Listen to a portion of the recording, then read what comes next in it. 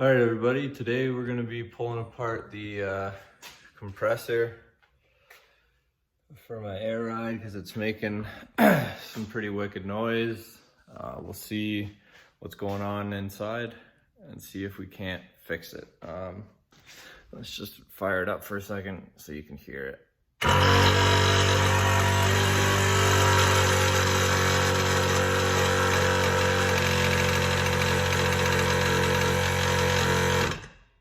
Obviously not so good. I'm thinking the bearing on the piston's gone, like on the rod for it. Rebuild kit's not too bad, but we're gonna take it apart, see what it looks like, go from there. Compressor's actually not that old, so that's kind of why I want to see what's going on before I go ahead and order anything. Well, the process for taking this apart is pretty straightforward. 4 screws, 1, 2, 3, 4 on the back to get the fan off. Then there's 4 bolts holding the head and the cylinder on. Get that off, then there's 4 bolts around the outside edge here to pull that piece off, and you're in there. We'll come back once she's apart. Take the top part off, kind of swing it out of the way. I mean, you could take the leader line off, but that's whatever. These 2 plates here, just keep them together. The cylinder off as well.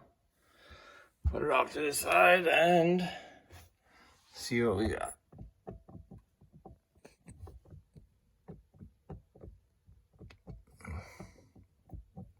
Fairly certain. Shouldn't be like that.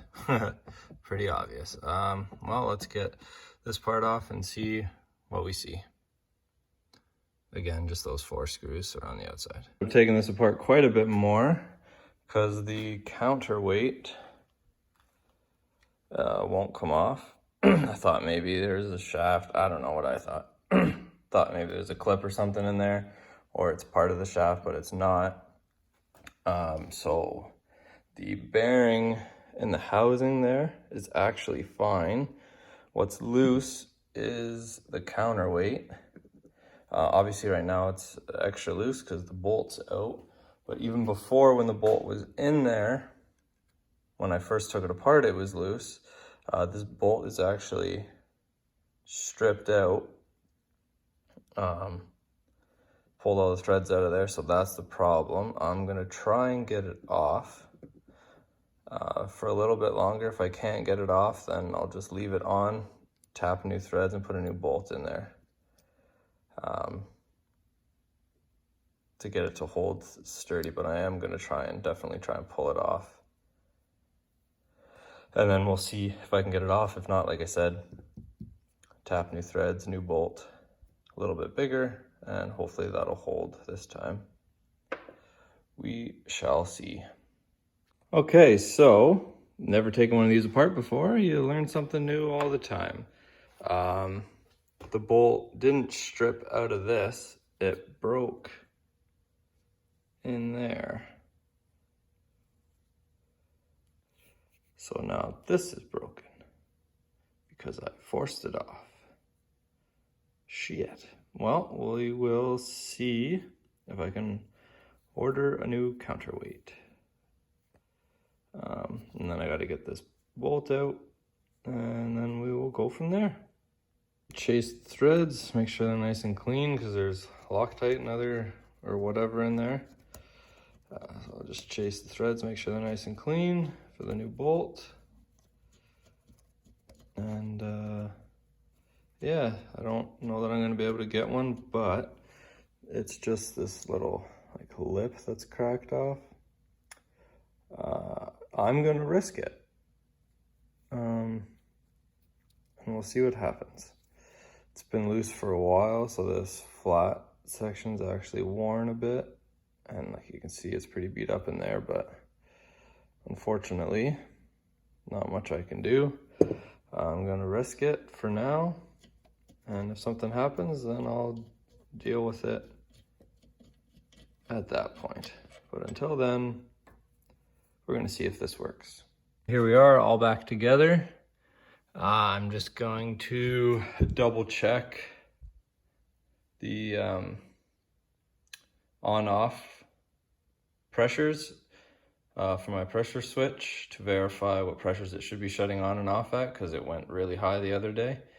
So I just want to verify what the switch is supposed to do so I can test if it's good or bad.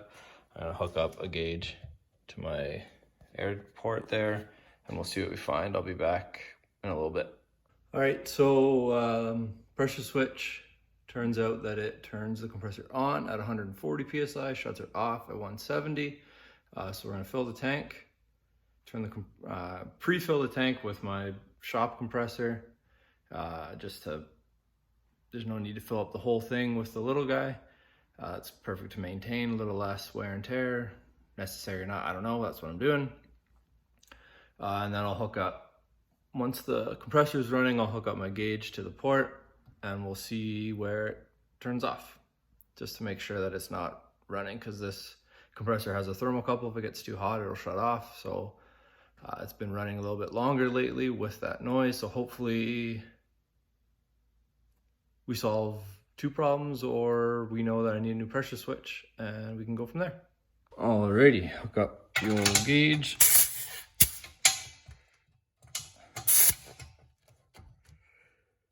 And first time firing up the pump, let's see if it's quiet.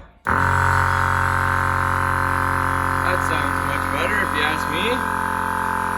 And we'll let that run and we'll see where she kicks out. I know the gauge only goes to 160, but we can roughly gauge and just see that it's not kicking out like wave pegs and whatever. We can be a little bit of common sense and roughly guesstimate that it at least is kicking out close to 170, not at the thermal kick out that the compressor has built in. I'll be back once she shuts off and we'll see where it kicked out. So here we are. I shut it off. I think it's safe to say that that pressure switch is no longer functioning as it should, so I'm gonna have to get a new one. Yeah, other than that, compressor sounds much better now. So that's a plus. Just need a pressure switch and we'll be ready to rock. All right, everybody, thanks for watching. Hope you enjoyed it. Maybe you saw something new. I know I experienced something new. Haven't taken one of these compressors apart before. Yeah, learn something new all the time.